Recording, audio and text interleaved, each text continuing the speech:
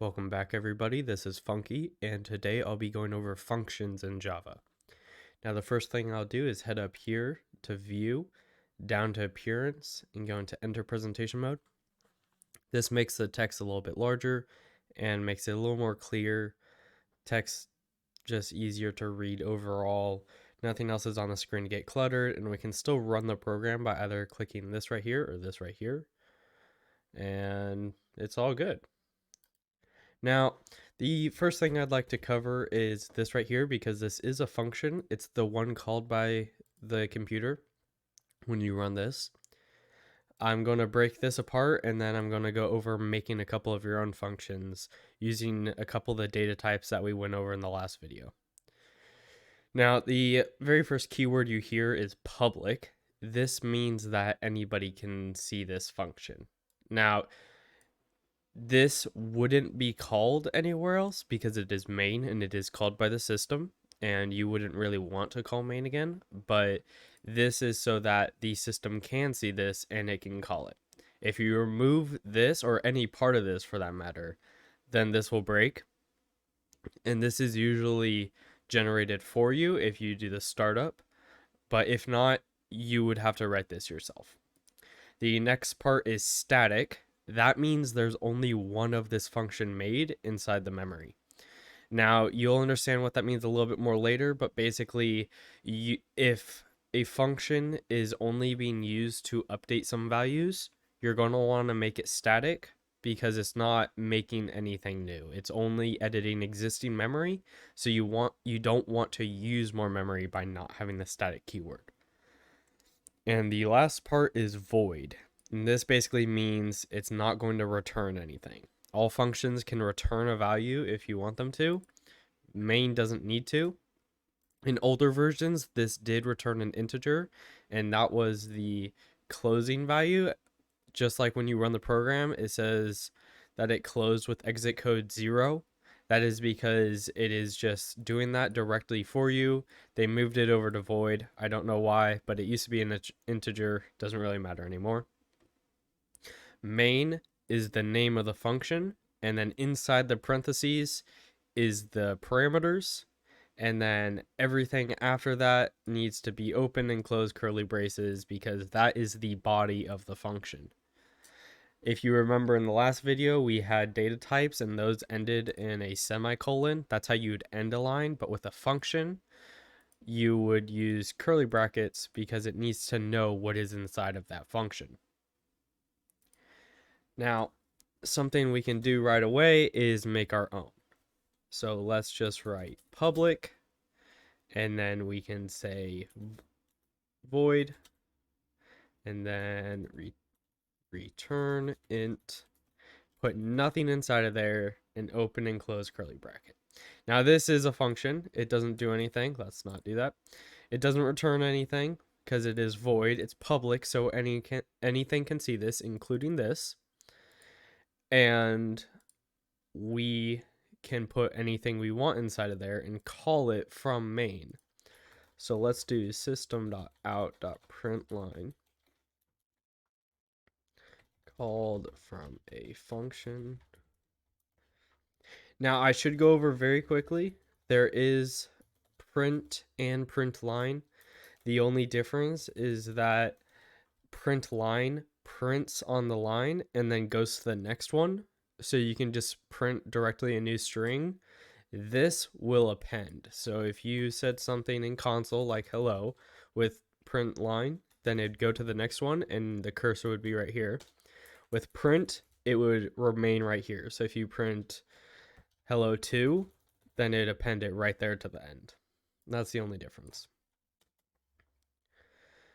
Now, what we can do with this is now that we have this function, we can type return int, and you can see that it is a non-static method. Now, one of the most important things is that if you have a static method or function, then whatever it calls, for the most part, also needs to be static. There are leeways if you are calling new on a class, but we haven't gotten into classes yet. So for all intents and purposes, the functions that you'll be making here will be static. Now, I did call it return int, and that's because we'll be modifying this a little bit later, but as it currently stands, all we want it to do is print out called from a function. So we can head up here and click run main, and it'll recompile really quickly. And you can see right there that called from a function. So basically what happened is it went here and it found this, and then it printed this out to console. Some languages require this to be above where you're calling it. Java's not one of them. Java, you can basically stick this wherever, but you should mainly put it where you're calling that function so that it's easy to find. Something that's really helpful is with IntelliJ, you can hold control and then click on the keyword, and it'll bring you directly to where that's being called. Super nice. Now, let's say we want to return an int because we did name it return int. So void right here is the return type, which is nothing. So instead, we want it to return an integer. So you can see right away, this gets highlighted. And that is because we're actually not returning anything. And you can see down here, there's also red under the squiggly. So we can say return 0, and it will be all happy. It says it's never used, and that is because here it's just dropped into the void. There's nothing there to pick it up. Whatever is returned from this function isn't used. So usually you'll either print out whatever you're calling the function. So we could do system.out.println and then go over here. And we can either go like that, and now it's all good. And we can do int number equals return int. And just like that, we're all good. We're capturing what this is returning. Now, this would be helpful if you're calling some math function to calculate a whole bunch of stuff for you and return a single value, because you're not wanting to do that calculation and copy and paste that over and over. You want to call a single function to do it for you. It's the same if you're reading input from the user. You're going to want to be able to call a function that will read the user input instead of having to copy and paste that everywhere. Now we can run this really quickly, just double check that it's working. It should print 0 and we're all good. Now, just like this one up here, it has parameters. Now, you don't know what these are. This is an array. That basically means multiple values are stored inside of that variable. So args holds multiple strings. That's basically what it's saying there. So if we say int with brackets, call it numbers, that's basically saying there's multiple numbers. And we can initialize this too by going something like this. And basically we're going to say, hey, shove 0 and shove 1 inside of numbers. And if you're to call that and try and retrieve it, then it's 0 indexed, which basically means it starts at 0 to receive the first one. So we can say number equal that. And then you can see it's all happy. But to receive the first one in here, this is index 0, this is index 1. So you're going to want to say, hey, receive index 0. So we're going to get this one. If we want to receive the number 1, we'd put index number 1. Now, just to clarify, so some people don't get confused, these can be whatever. It's the index inside of them. So if we say receive index 1, we're going to get that 30 from it.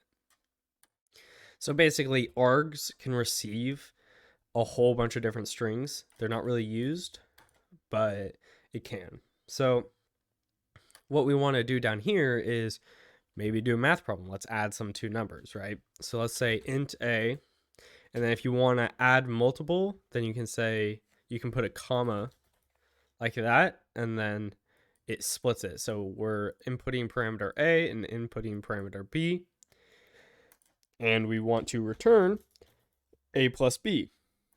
Now, some people in their tutorial videos, they're like, oh, let's make a new one, set that to a plus b. I like my code super clean. So if I can remove redundancies like that, I'm going to. This is allocating needless memory for 2 turns, and then it's being dumped. No point in doing that. I mean, you could return C if you really want to, if you want it to be readable, but there's really no point. And by the way, I suggest you follow this. You should open IntelliJ and type this with me so you can just get a grasp, because I've learned over the years that just watching someone isn't always super helpful, and you'll learn a lot more by actually typing it, maybe putting a capital somewhere that's not supposed to be and getting an error. And if you have any questions, you can always put in the comments. I'm going to be making a Discord later to help you out too. So as you can see, I put in some parameters here, and now this has some red squiggly. And you can also see it over here. There's some warnings and errors. It will not compile if you have errors. So there's no point in trying. You can go like this. It'll give you a whole bunch of stuff. Not really helpful unless you know how to read it, but it is fairly straightforward most of the time. Unless it's an exception or something, usually you can kind of figure it out. But regardless, we're trying to add two numbers here, right? So let's say let's go with bigger numbers, 4 and 8, right? And then number is 3, 5. Now, this should print out 12 because 4 and 8 equals 12. And it does. It's all good. And if we want to do something a little more complicated, then we can say public static float, and then we can say multiply floats, and we can say, then we're going to want to accept a float A, float B, and then this one would be the exact same. We could return A times B, and it'd work exactly the same. Now, we could also call this from here. So let's say we want to do something that's a little different. Maybe it's not multiplying, but it's like my fancy floats or something, right? So what we want to do is return int A, B, and then add that onto A times B. Now you can see right here that this is a little angry right here because we provided a float and it doesn't want a float. It wants an integer. And that's kind of an issue here, right? Because 1 has a whole bunch of decimals and integers don't have decimals. So that's not good. So something I'm going to show you guys really quickly, because it's not too complicated to understand, is casting. And basically what we can do is we can type int just like that in parentheses. And it's basically going to say, hey, turn this value into an integer just for here. Don't turn the overall value. This is still going to remain a float, but this here is going to turn into an integer. Now, the only issue with this is it will drop whatever decimals it had. And you can corrupt values sometimes doing this. So if you have a super long number, like a long, if you were to cast that to short, you're going to lose a whole bunch of data. And just like this, you're going to lose some data, because if you have a value of 3.7 and you cast that onto an integer, it will become 3. It's losing the decimal because it no longer has that. Now, you will probably be using casting quite a bit because it's not completely unreasonable. I use it a decent amount when programming. It's very useful, but know when you should use it. Don't just use it willy-nilly. You should figure out when it's appropriate, because you can break things pretty quickly, and it's useful when you have too much precision, example being 3.7, because 3.7 times 1,000 or 10,000, that's equal to 3,700, right? But 3 times 1,000 is equal to 3,000. That's a 700 difference. So if you're wanting to get less precision, then sure, cast it to an integer, remove that decimal. It's so much easier than doing anything else. But don't really just do it. Know why you're doing it. Now, after that, you can return more than just a single value. Just like we can get an array of strings here, we can also do that here. So return static float brackets, and then returning floats. Just like that, we could say float nums equals, and then put a whole bunch of things in here, 4.0, 5.0, and then return nums. And just like that, we are able to return this, an array of floats, back to where this is called. And to access them, it would be the exact same. You're going to have to capture it in a float array and all that. Now, there's public here. And if everything was public, then there'd pretty much be no reason to have the public keyword. So there's probably something else. And there is. There's also private and protected. Now, if we go to private, let's just say void. Private function. Now, basically what a private function does is it can only be accessed and called within this class. Now, you don't really know what a class is, but basically, as you can see up here, here's a public class main, and it's covering all of this. The brackets are, the body of it is all right here. So anything inside of here can see this function, but if you were outside in another class, you wouldn't be able to see this, but you'd be able to see these because these are public. So you can say system.out.println private function, and then we can go all the way up here, and if we type private function, then it works. It's all happy, right? Now the other one is a protected function. Now this should be gone over later because you're not really going to understand what protected is. But basically what protected is that anything that uses this class as a hierarchy can see this. If you are private, you can't. So think about something along the lines of, you have a person, right?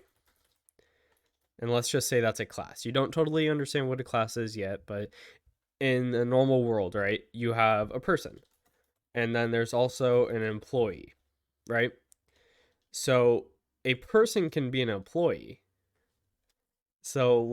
And they share some data. So some data that they would share is like a name. And this might have an address, right? But this wouldn't really have an address all the time. They might have an employee ID, but you don't really need an address for the employee because they're just an employee, right? You might have some other information that the employee has that the person doesn't, because the person doesn't have an employee ID. They're just a person. These are two different things. Now, what you can do with Java is you can say, hey, I want to make an employee with the base knowledge that it is a person. So then when you do that, the names would be the same. So if you called the name on the employee, it'd return the name of the person. And basically these would be shared. And then it'd be something like this. So if you had a function called getName, then you would get the name, and that would want to be protected because you'd want that shared among both of them. If you said getAddress, you'd want that to be private because the employee doesn't really need to get the address. Same with employee ID, you'd want that to be private. Now, this is probably really confusing and it's kind of a rough overview. If you have some coding knowledge already, then this will probably make sense for you. This will be gone over in later videos, but that's basically what it is. There is a difference to have private and protected, but overall, that's basically how it works. So another thing is these values up here at the top, we can put data values up here as well. So we can type public string name equals Charlie, right?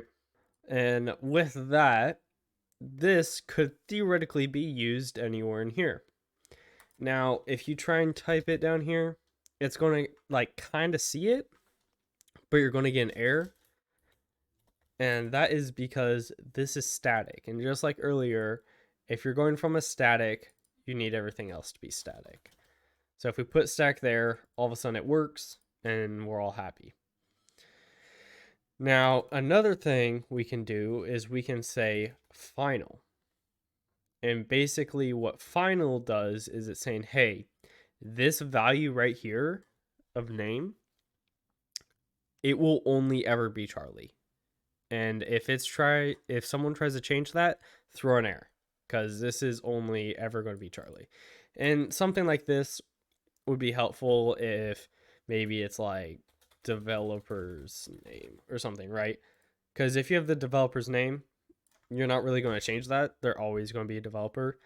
And there are reasons that you'll want to use final, but basically what final does is you can't alter it if it's a final.